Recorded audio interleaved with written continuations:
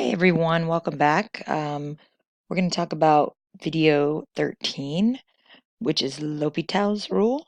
I know you all think that means the hospital, but it was actually named for the French mathematician Guillaume Francois Antoine, who was the Marquis de L'Hôpital. And an interesting fact is that it was actually discovered by Johann Bernoulli, but first written about by the Marquis. So that's how he got the credit for it. So the idea behind L'Hopital's rule is that if you have two functions, f of x and g of x, and the limit of both of those is 0, so notice here I've got f and g over each other. If you get 0 over 0 when you first try the limit, then you can take the derivative of the top and the derivative of the bottom separately, and you'll still come out to the same limit. So it basically allows us to find a way to reduce down limits to make them a little easier by using the derivative. Okay, so this part with the infinities we'll talk about later. So let's try our first example. So the first thing that we should be doing, and some of you guys aren't doing this, is to actually plug in 0. So like e to the 0 is 1, minus cos of 0 is 1, so you do get 0 on top, and sine of 0 is 0, times 4 is still 0. So if this happens, that's really important that you check that first. Then you can do the derivative of the top. So let's do our derivative. E to the x is e to the x. Negative cos would be positive sine x because it was negative sine. The bottom would be 4 cos x.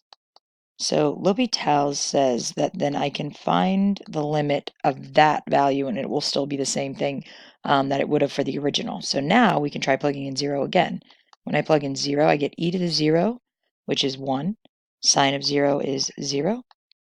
Cos of 0 is 1, so times 4 is 4. So we end up with our limit approaching 1/4. Okay, let's try it again. So second example, I'm plugging in 0. I get 0 on top. I do get 0 on bottom. So I can try to use L'Hopital's. So I'm going to do the derivative of the top. Now the top is a product rule. So derivative of the first is cos x times the second. So that ends up just being cos squared. I hope everybody followed that. Plus the second, or excuse me, the first times the derivative of the second ends up just being minus sine squared x on top, all over the derivative of the bottom, which is 1 plus cos x. So that was the derivative of the top and the derivative of the bottom, and now I'm going to try the limit again. Okay. Cos of 0 is 1, 1 squared is 1, minus sine of 0 is still 0, squared is still 0, all over 1 plus cos of 0 is 1, and we get 1/2. So again, this is a much easier way to simplify doing limits, and from now on, you can always use L'Hopital's, assuming it gives you 0 over 0 to begin with. All right, let's try our third example. This time we're approaching 1, that's fine. If I plug in 1, I get 1 times ln of 1. Ln of 1 is 0, so I do get 0 on top. 1 squared minus 1 does give me a 0 on the bottom, so we're going to try to apply L'Hopital's. So here we go. Derivative of the top is 1 times ln x, so ln x plus the first times the derivative of the second.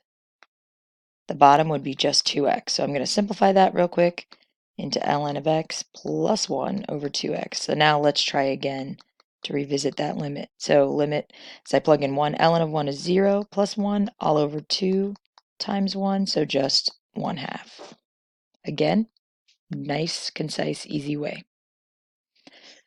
Okay, let's look at example 4.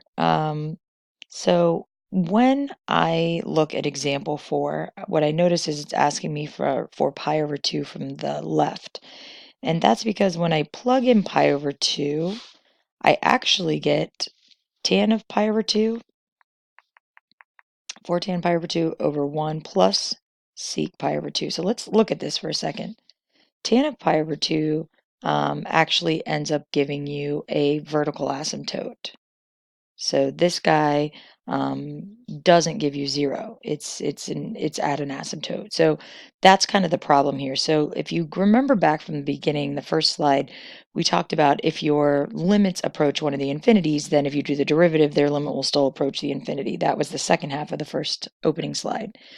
So if I take the derivative, now that I know that this part would actually go to positive infinity.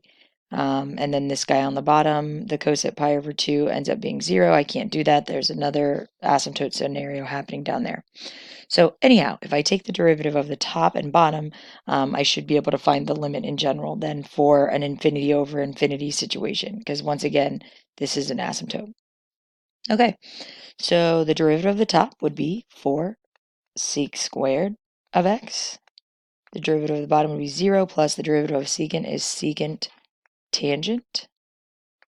Before I even attempt to do the limit of pi over 2 from the left, I'm going to reduce and just get the limit as I approach pi over 2 from the left of 4 sec x over tan x. Okay, so again, I'd have an issue if I was plugging in pi over 2 to this version, so I'm going to try to rewrite this.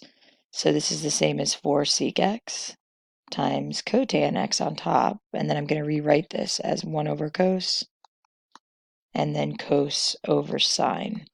Again, if you didn't follow that previous step that I was making, what I was saying is, if I try to plug in pi over 2, secant of pi over 2 is really the cos at pi over 2 reciprocated, and cos at pi over 2 is 0. If I try to reciprocate that, I'm going to get 1 over 0, so that's a problem.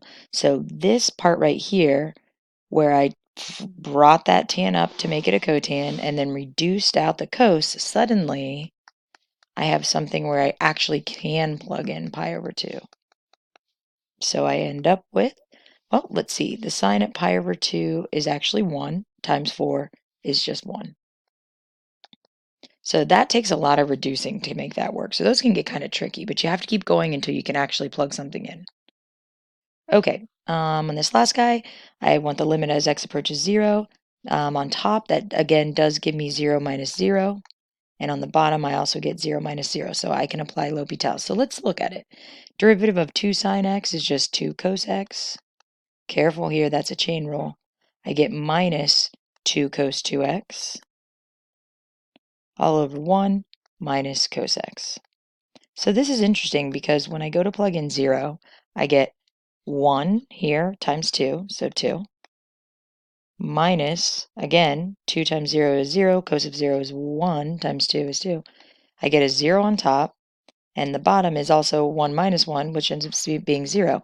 This just means we still get 0 over 0, but because we do, we can apply L'Hopital's for a second time. In fact, you can keep applying it as long as you get 0 over 0. So here I go. I'm going to do the derivative for the second time. So the derivative of 2 cos x is negative 2 sine x. Don't forget about the negative. The derivative here, chain rule, be careful, gives me actually, it ends up being a plus because it comes out to a negative sign, so plus. That 2 chain rule would eventually affect my front, and then sine 2x. All over, derivative of the bottom is just positive sine x. And we try yet again to plug it in. So let's see. We get 0 plus 0 over 0. Dang. We'll have to do L'Hopital's one more time. I think at least one more time. Let's see. So the derivative here ends up being negative 2 cos x. The derivative here, chain rule, once again, would give me a times 2 on the end, so I end up with a plus 8 cos 2x all over cos x. This looks a little more promising. So plug in a 0 here, I get 1 times negative 2. Plug in a 0 here, I get 1 times 8. Plug in a 0 here, I get 1. Finally, we get a limit of 6. So you're ready to start the problem set. Good luck. Watch those chain rules within your trig functions. Watch your signs because all of those things are going to make a difference. See you in class.